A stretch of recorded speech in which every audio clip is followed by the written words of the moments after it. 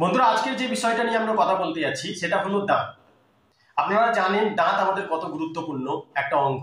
আজকের এই ভিডিওটা পুরোটা দেখলে গ্যারান্টি দিচ্ছি আপনার দাঁতের কোনো সমস্যা হবে না এবং আপনি যতদিন বাঁচবেন ততদিন আপনার সাথে দাঁত আপনার সাথে থাকবে মজবুত এবং ঝকঝকে। শুধুমাত্র দুটো উপায়, ঘরোয়া উপায় আপনি বাড়িতে বসেই করতে পারেন। এই বাড়িতে বসে দুটো উপায় করে আপনি কিন্তু আপনার দাঁত ঝকঝকে এবং মজবুত রাখতে পারবেন। আজকেকার টাইমে যদি বলি 90% মানুষের দাঁতে পোকা লেগে গেছে, দাঁতে কোনো না কোনো সমস্যা, কেউ দাঁত তুলে ফেলেছে, ডাক্তারের কাছে যেতেই হচ্ছে দাঁতের জন্য।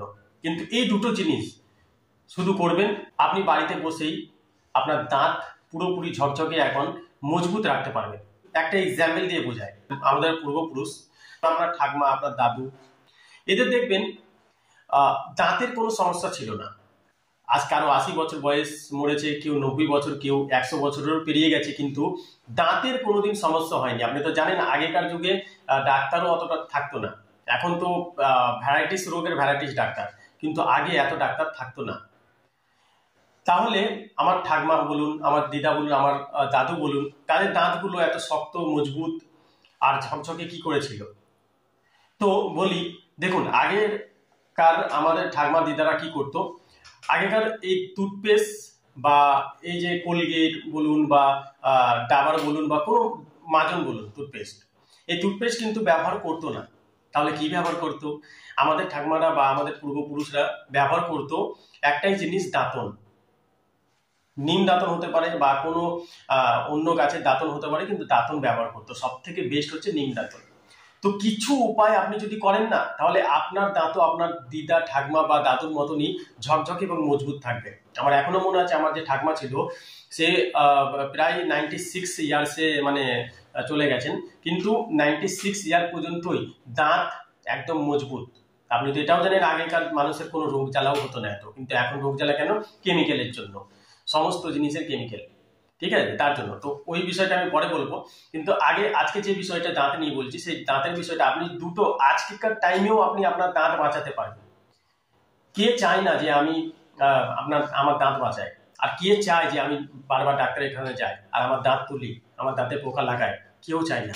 সবাই চায় আমার দাঁত সুস্থ থাকুক, আমার দাঁত ঝকঝকে থাকুক, যাতে আমি মন খুলে সবার কাছে হাসতে পারি। কেউ কেউ হাসলে তার মুখ থেকে পায়রিয়া হয়ে যায়, তার মুখ থেকে গ্যাস বেরোয়, কারোর সাথে কথা বলতে পর্যন্ত পারে না। তো এই দুটো ঘরোয়া উপায় করুন, আপনার দাঁতে কোনো সমস্যা আসবে না। একটুখানি কষ্ট করতে হবে। নাম্বার 1, আপনাকে যে কোনো টুথপেস্ট যদি ব্যবহার করেন তাহলে করতে পারেন, আমি বলবো না যে একদম ছেড়ে দিন। ব্রাশ হচ্ছে, আপনি আজকেকার টাইমে মানুষ ব্রাশ কোনটা ব্যবহার করে? 10 টাকা, 20 টাকা, 30 টাকা। কিন্তু আমি বলবো সেই ব্রাশটা ব্যবহার করুন, কোম্পানি যে কোনো হতে পারে, সেই ব্রাশটা ব্যবহার করুন যে ব্রাশটা আপনার জন্য প্রযোজ্য, আপনার জন্য ভালো। যেমন ওরাল বি আছে, কোলগেট আছে, আমি কোলগেটের ইউজ করি। তো কোলগেটের ব্রাশে 50 টাকা দামের একটা কোলগেটের ব্রাশ আছে, সেটা একদম নরম। আপনি যদি একদম নরমে যদি না মাজতে চান, নরমে আপনার দাঁত পরিষ্কার হয় না, তাহলে একটু শক্ত নিতে পারেন। 25 টাকা দাম আছে, সেই 25 টাকা দামের ব্রাশ আপনি ইউজ করতে পারেন। নাম্বার 1 বলছি, নাম্বার 2 এখনো বাকি আছে। নাম্বার 1-এ এই জিনিসগুলো করতে পারেন। তো যে কোনো টুথপেস্ট আপনি ব্যবহার করবেন কখন? রাত্রিরে আপনি ব্রাশ করবেন। এবার ব্রাশ করার নিয়ম কি? ব্রাশ যখনই আপনি করবেন তখন আপনার দাঁতে কিন্তু বেশি প্রেসার দিলে হবে না, হালকা প্রেসারে আপনাকে দাঁত মাজতে হবে। কারণ বেশি প্রেসার দিলে আপনার দাঁত এভরিডে আপনার দাঁত ক্ষইতে থাকবে। এবার ক্ষইতে আপনি যদি 12 মাস ব্রাশ জোরে জোরে করেন, ঘষে মাজেন, তাহলে কিন্তু বছরের পর বছর এরকম চলতে থাকলে তাহলে কিন্তু আপনার দাঁত বেশি দিন টিকবে না। হয়তো 30 থেকে 40 বছর আপনার বয়স হলো, তখনই দাঁত পাতলা হয়ে গেল, কোনো দাঁত ভেঙে যাচ্ছে বা কোনো দাঁত ফুটো হয়ে যাচ্ছে, কোনো দাঁতে পোকা লাগছে, এরকম জিনিসটা হয়। তো আপনাকে কি করতে হবে? ব্রাশ আস্তে আস্তে করতে হবে। আর আমি দেখেছি অনেক মানুষ এখান থেকে 1 কিলোমিটার 2 কিলোমিটার চলে যাচ্ছে ব্রাশ করতে, তাহলে আপনার দাঁত আর থাকবে না। আপনি বেশি ব্রাশ করবেন না, ঠিক আছে? ব্রাশ কেন করে মানুষ? মুখের যে ময়লা থাকে, দাঁতের যে ময়লা থাকে, সেটা ছাড়াবার জন্য, নাকি দাঁতের যে একদম ঝকঝকে যে জিনিস, দাঁতের যে মেন জিনিসটা, সেটাই আমি তুলে দেবো ব্রাশ করে? না, দাঁত এইভাবে আপনাকে পরিষ্কার করতে হবে, ঠিক আছে? তো দাঁত আপনি মিনিমাম 1 মিনিট থেকে 2 মিনিট আপনি ব্রাশ করতে পারেন, তারপর মুখ ধুয়ে নিন ভালো করে। 2 নম্বর হচ্ছে, সকালেও আপনাকে দাঁত মাজতে হবে। কি দিয়ে? দাঁতন দিয়ে। নিম দাঁতন ব্যবহার করতে পারেন। এরপরে যখন আপনি দেখবেন যে আমার দাঁতনেই সবকিছু হয়ে যাচ্ছে, আমার দাঁতন দিয়েই আমার মুখ পরিষ্কার হয়ে যাচ্ছে, তাহলে কিন্তু আপনি ব্রাশ ছাড়তে পারেন। বা আমি বলবো ব্রাশ না ছাড়লেও হবে, ব্রাশ না ছাড়াটাই উচিত। ব্রাশ দিয়ে আপনি ভেতরে ভেতরে যেগুলো আছে ভেতরের আপনি ব্রাশ করতে পারেন, তাহলে আপনার ভেতরে যে জিনিসগুলো আছে সেটা ময়লা হয়ে বেরিয়ে যাবে। 3 নম্বর যে ট্রিক্স আমি বলবো সেটা কিন্তু ভাইরাল, সেই 3 নম্বর ট্রিক্সটা শুনে যাবেন। 2 নম্বর ট্রিক্সটা যেটা বলছিলাম সেটা হলো দাঁতন দিয়ে যদি আপনি প্রত্যেক দিন সকালে ব্রাশ করেন, তাহলে আপনার যে দাঁতের মাড়িগুলো সেইগুলো কিন্তু একটা ব্যায়াম হয়ে যাচ্ছে, ঠিক আছে? দাঁতের মাড়ি মজবুত হচ্ছে এবং আপনার দাঁতও পরিষ্কার হচ্ছে। ইভেন যে নিম দাঁতন যদি আপনি ব্যবহার করেন, তাহলে কিন্তু নিম দাঁতন আপনারা জানেন তেতো, এবং তেতো আমাদের মুখের জন্য উপকারী। আপনার দাঁতের সঙ্গে সঙ্গে আপনার মুখেরও গুরুত্বপূর্ণ উপকার হয়ে যাচ্ছে, যেটা আপনি বুঝতেও পারছেন না। তো নিম দাঁতন করলে আপনার দাঁতে পোকাও লাগবে না, এটাও হচ্ছে মাস্ট একটা জিনিস, ঠিক আছে?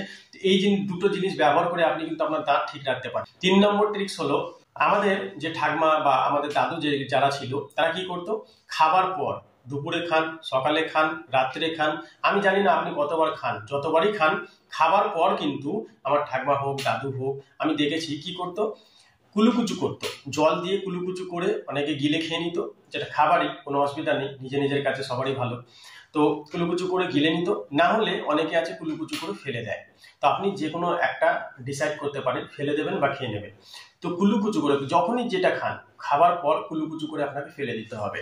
এই জিনিসগুলো করলে আপনার দাঁত সবসময় পরিষ্কার থাকবে। দেখুন, দাঁতে পোকা কখন ধরে? দাঁতে পোকা তখনই ধরে যখন আপনি কিছু খেয়েছেন এবং মুখ ধননি, তাহলে ওই যে খাবারটা সেটা কিন্তু আপনার দাঁতে পচতে থাকে সারা রাত, পচতে ওখানে আস্তে আস্তে পোকার সমস্যা শুরু হয়ে যায়। দাঁতে পোকা, দাঁত খারাপ হয়ে গেছে, দাঁত কালো হয়ে গেছে, দাঁতে পাইয়া ধরেছে, এই সমস্ত সমস্যা দেখা দেয়। তো এই জিনিসগুলো শুধু আপনি ঘরে ফর্মুলা করে, আপনাকে কিচ্ছু ব্যবহার করতে বলিনি, আপনি শুধু এই 3টে জিনিস ফর্মুলা করলে আপনার দাঁত ঝকঝকে এবং মজবুত এবং শক্ত রাখতে পারবেন সারা জীবনের জন্য। যতদিন আপনি বাঁচবেন ততদিন আপনার দাঁত এবং ঠিক থাকবে এবং আপনাকে দাঁতের সমস্যার জন্য কোনোদিন ডাক্তারের কাছে যেতে হবে না।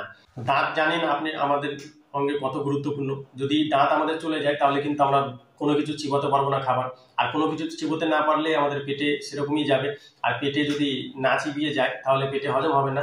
এই দাঁতের সমস্যা থেকে আপনার অনেক অনেক বড় বড় সমস্যা দেখা দিতে পারে। কিন্তু এর সাথে সাথে আপনাকে এটাও মনে রাখতে হবে যে আমি আবল তাবল জিনিস খেলে চলবে না। যেমন আমি চকলেট খেয়ে নিচ্ছি, এই খেয়ে নিচ্ছি, ওই খেয়ে নিচ্ছি। আগেকার মানুষ কিন্তু এত জিনিস খেত না, টাইমে টাইমে খেত এবং মূল্যবান জিনিস যেটা সেটা শরীরে দরকার সেটাই খেত, কিন্তু অন্য হাবিজাবি খেত না। এবার আপনি হাবিজাবি খেয়ে যাচ্ছেন, আপনার দাঁতেও সেটা পচছে আস্তে আস্তে, তাহলে কিন্তু আপনার দাঁতের সমস্যা কোনোদিন যাবে না। যখনই খাবেন দাঁত পরিষ্কার করতেই হবে। এই 3-4টে যে ট্রিক্স বললাম এগুলো যদি মনে রাখেন, আপনার দাঁতের সমস্যা কোনোদিন হবে না, এটা গ্যারান্টি। তো যদি ভিডিওটা ভালো লেগে থাকে অবশ্যই লাইক, শেয়ার এবং সাবস্ক্রাইব করতে ভুলবেন না, কারণ এরকম ধরনের ভিডিও আমি আপনাদের সাথে শেয়ার করতে থাকি। ধন্যবাদ।